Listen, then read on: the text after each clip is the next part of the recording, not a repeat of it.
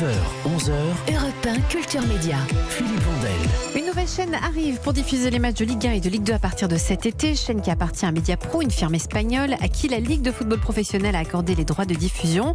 Et pour en parler avec nous ce matin dans l'info média du jour, Philippe, Didier Quillot, le directeur général de la Ligue de football professionnel. Et comme nous disait Didier Quillot, une part des droits pour 780 millions par an et la globalité des droits, c'est 1,2 milliard d'euros par an.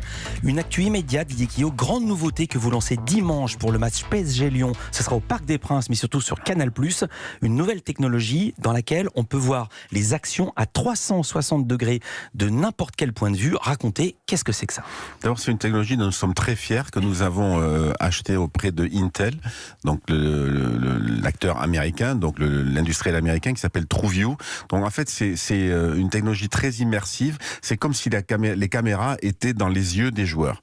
Vous avez 38 caméras donc sur le toit du Parc des Princes. C'est relié donc à un studio qui traite les images par de la fibre optique, et ensuite vous avez une impression immersive. Donc vous avez des caméras avec des ralentis, des caméras et qui montent des ralentis comme si vous étiez à la place du joueur à 360 degrés. C'est-à-dire qu'avec l'intelligence artificielle, elle fabrique l'image que serait celle d'une caméra qu'on aurait mis par exemple dans les yeux quand vous tirez un coup franc, si Mbappé tire un coup franc ou Neymar tire un coup franc, on a l'impression que la caméra est dans ses yeux, et donc il tourne la tête comme ça, il fait un mouvement à 360. On a testé ça pendant PSG Montpellier, ça n'a pas été en live à l'antenne, ça sera en live à l'antenne pour PSG OL dimanche soir. Sur un centre de Mbappé par exemple, on voit Mbappé qui regarde avec sa tête où est placé, je sais plus sur qui centre, sur Cavani je crois, où est placé, et on voit le mouvement que fait ça, comme si on était dans son cerveau ou dans ses yeux.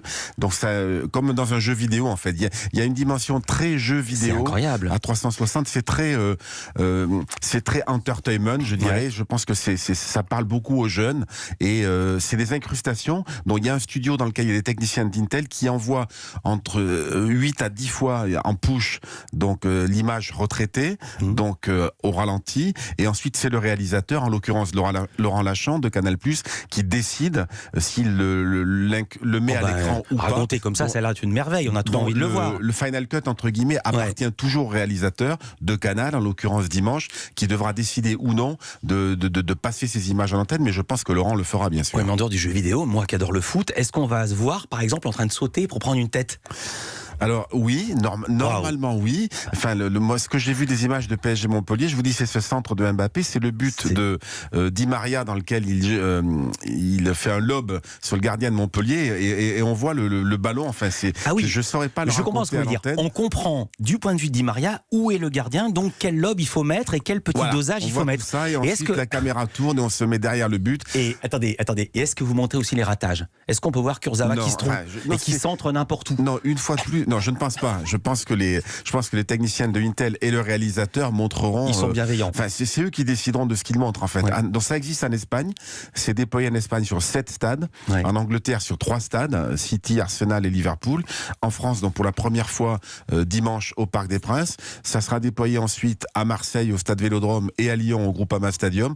Donc à partir de la saison prochaine. Et je suis très heureux de cela parce qu'on le fait. Intel nous a choisi avant la Bundesliga et avant la Serie A.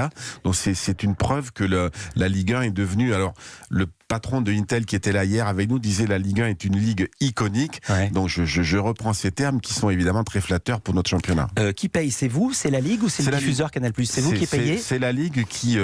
pour moi, ça contribue à améliorer l'expérience télévisuelle, à améliorer le côté éditorial pour le téléspectateur. La Ligue 1, c'est un produit. Ouais. La réalisation audiovisuelle, c'est une façon de magnifier ce produit. Et donc, c'est de la techno qu'on met à la disposition des diffuseurs. Est-ce que vous allez louer cette technologie, vu que maintenant les caméras sont installées sur le Parc des Princes, pour les matchs de Canal en Champions League ? Ou est-ce que ça reste une exclue Ligue 1 ? Alors ça reste une exclue Ligue 1 pour l'instant, de la même manière que c'est une exclue Liga et Première Ligue. Maintenant, c'est vrai que le dispositif est déployé, donc au Parc des Princes. Donc à eux de vous faire une offre. Écoutez, on n'a pas encore parlé avec l'UEFA de cela, mais pourquoi pas ? Enfin, les diffuseurs l'UEFA et les diffuseurs de la Champions League, aujourd'hui RMC, pourraient en effet utiliser nos caméras. Pourquoi pas Est-ce qu'on pourra s'en servir quand il y a un cas de litige arbitral, comme une sorte de super VAR? Non, c'est pas une super VAR, ça n'a pas vocation. Donc la VAR, c'est Hawkeye, donc de la filiale de Sony, qui fournit le dispositif audio et vidéo de la VAR. Ouais. Donc ça n'a pas vocation ni à se substituer, ni à compléter la VAR.